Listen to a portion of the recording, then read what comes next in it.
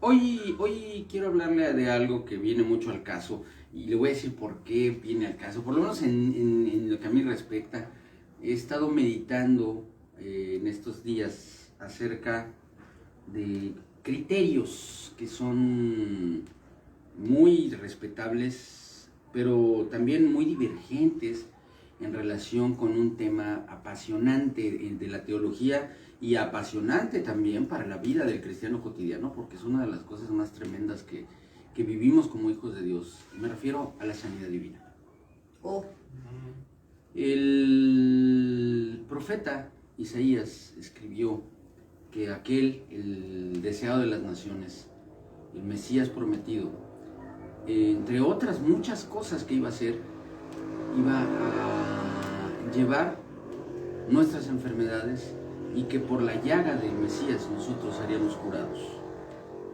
Así está escrito en la palabra. También nosotros en el Nuevo Testamento nos encontramos primeramente con todos los testimoniales de los evangelios y del libro de los Hechos, en los cuales nos encontramos con hechos prácticos, realistas, de sanidades, de personas que estando enfermas sanaron por causa de la palabra del Señor Jesucristo, por su toque, por algunas acciones raras que realizó en ocasiones. Ahorita vamos a platicar de algunas de ellas, pero el Señor sanando enfermos. Y después, en el libro de los Hechos, nos encontramos con numerosas narraciones de sanidades divinas llevadas a cabo por el Espíritu Santo a través de los apóstoles y de otros hermanos.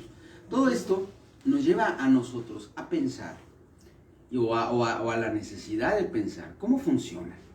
¿Cuál es el mecanismo o cuál es el proceso que Dios establece para que esta sanidad se lleve a cabo?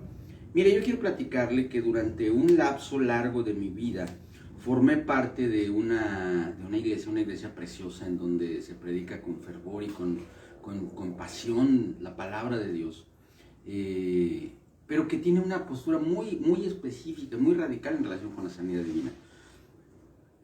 La postura es esta: Dios prometió sanidad para sus hijos. Por lo tanto, un hijo de Dios ya no necesita otra fuente de salud, otra que la de Dios. Por lo tanto, un hijo de Dios no tendría por qué acudir a los médicos, a la ciencia, a la medicina moderna o a cualquier otro modo de preservar su salud, porque en todo Dios debería actuar siendo sanador de los enfermos que creen en Dios y que confían en Él. Esta es una postura pastoral, no teológica sino pastoral. Es una postura de cómo debería comportarse la iglesia en relación con una doctrina, que es la de la sanidad. Existe también otra posición, que es la postura que tienen muchas iglesias. Se le considera una postura moderada, que es la de que Dios efectivamente es sanador. Dios puede sanar y hay milagros de sanidades que están descritos y que están anunciados en la Escritura, pero que sin embargo no es un proceso sine qua non, es decir, no hay una relación directa entre ser cristiano y ser sanado. Dios puede ejercer soberanamente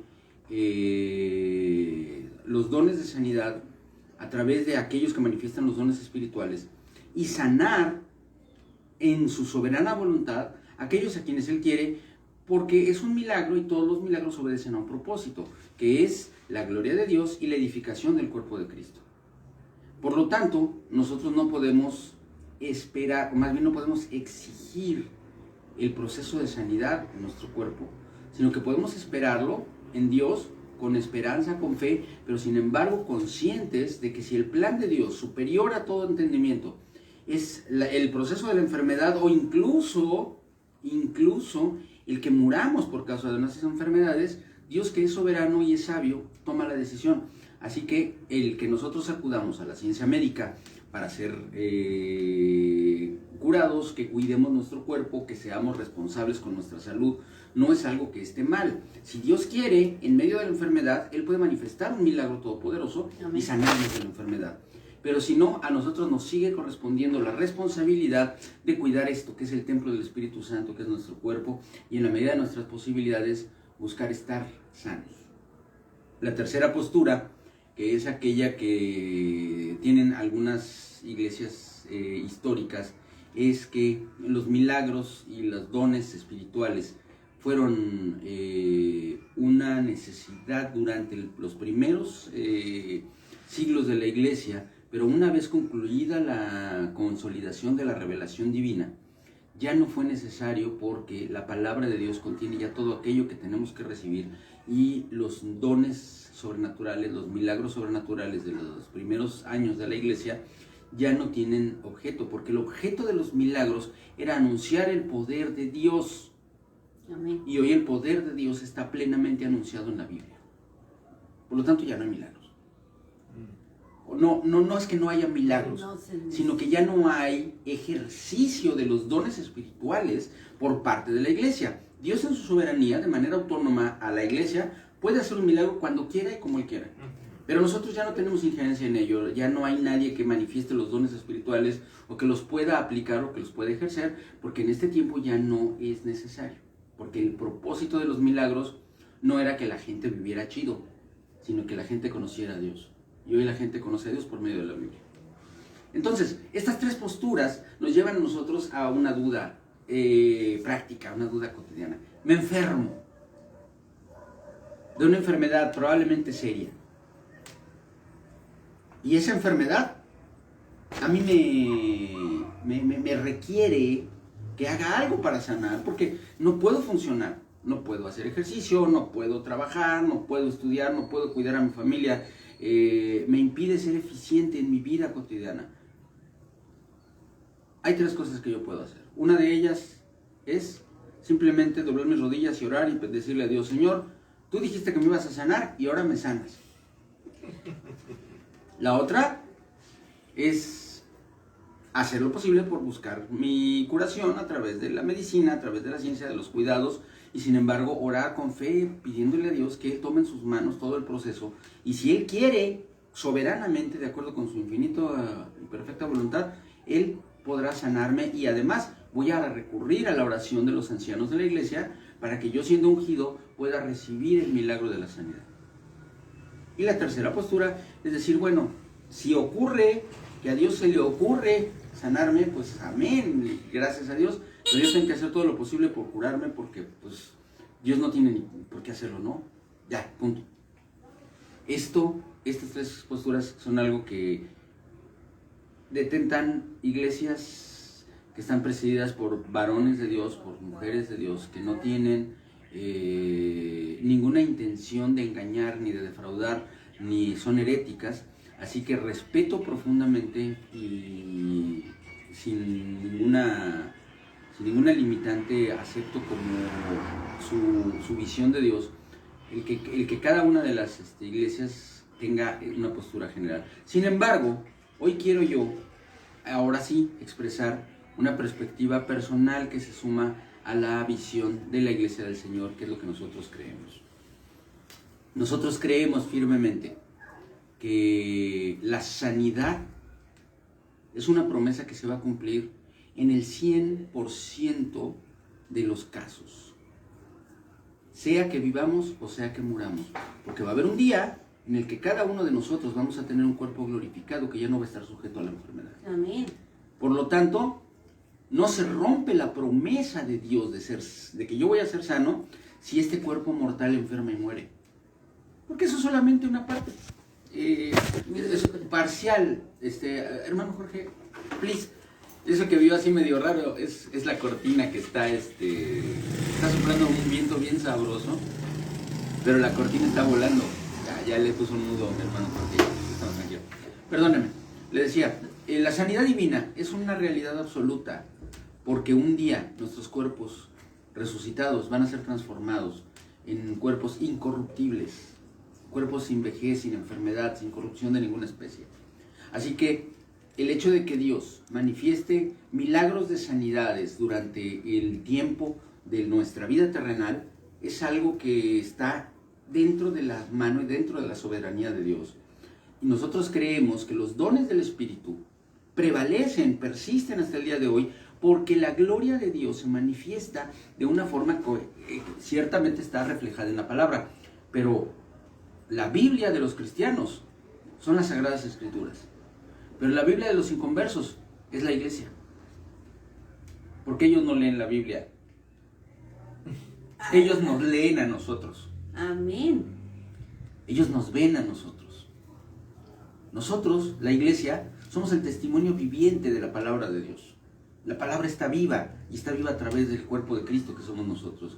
Y cuando ocurre en la iglesia lo que dice la Biblia, entonces la gente que no conoce a Dios pone finalmente atención en la Escritura y dice, ay, en la torre, resulta que esto sí es cierto, ¿no? Y nosotros tenemos testimonios de personas médicos que han tratado enfermos incurables y los ven sanar, dicen, ¿sabes qué? Esto sí se escapa de todo mi alcance médico.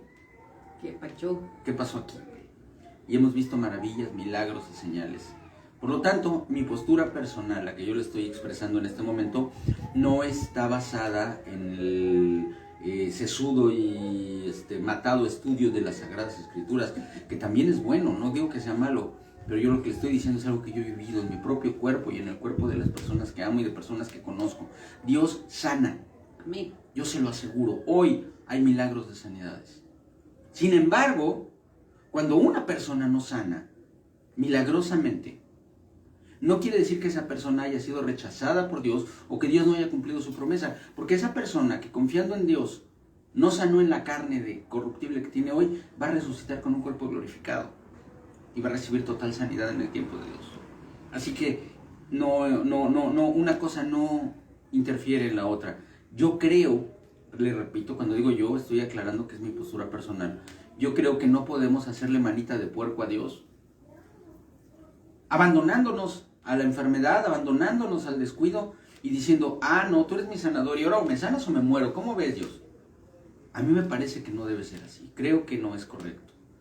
Creo que tenemos la responsabilidad de cuidar el templo del Espíritu Santo, que es nuestro cuerpo, hacer lo que necesitemos hacer para mantenernos sanos preferentemente, pero si llegamos a enfermar, hacer lo que tengamos que hacer para recuperar la salud, confiar en Dios, orar a Dios y creer que Dios puede también intervenir en nuestra vida a través de los médicos, a través del cuidado, porque todo eso también forma parte de lo que Dios nos dio. Nuestro intelecto es parte de nuestra personalidad. Yo escuché alguna vez a alguien decir, no, es que Dios permite la medicina para los inconversos. No estoy de acuerdo. Yo respeto a quien piense así, pero yo creo firmemente que la medicina es parte de lo que Dios nos dio, que es el intelecto para poder entender, comprender y vivir en este mundo dando testimonio de que somos criaturas especiales. Fuimos creados de forma diferente al resto de la creación. Somos seres híbridos, porque fuimos creados del polvo de la tierra, por la mano de Dios, igual que todos los demás seres que viven, igual que los animales, igual que las plantas. Pero en nosotros fue soplado aliento de vida, un alma eterna que nos hace diferentes y nos hace personas. Amén. Y esa personalidad proviene de Dios. Amén. El amor no se puede medir por enzimas o por proteínas o por vitaminas. Eso proviene de Dios. Así que, amados, concluyendo esta breve reflexión, yo le exhorto a que usted confíe en Dios, crea que Dios es sanador, crea que Dios puede sanarle, pero cuide el templo del Espíritu Santo, que es su cuerpo. Cuídelo, porque a veces descuidamos nuestro cuerpo.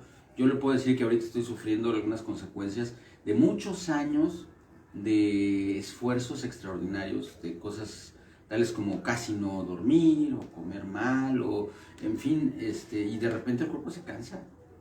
Y eso no lo pensamos y tenemos que ser prudentes en ese sentido, porque no se trata de seguir vivos, sino de tener calidad de vida. Así que, amados, con esto yo les pido, piénsenlo, reflexionenlo, cuiden el templo del Espíritu, pero crean firmemente que hay un Dios poderoso que nos sana de todo. Amén.